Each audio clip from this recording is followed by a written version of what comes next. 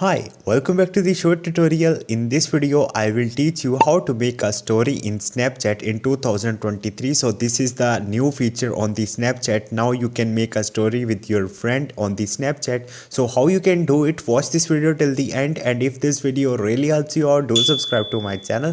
So let's start the video. First of all, you have to open your Play Store, and after that you have to search for the Snapchat. Once you will do it, you have to update your Snapchat mobile application from here.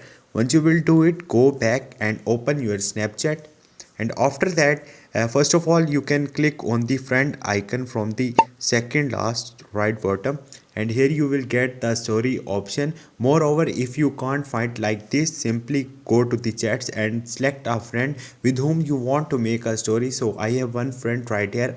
Click on her profile, and here you will see made for us option, and below that you will get a feature of create a story with this friend. So this is the simple way to create story in Snapchat. Hope this video will helpful for you. If you have any question or any confusion, just drop a comment. I will try to help you.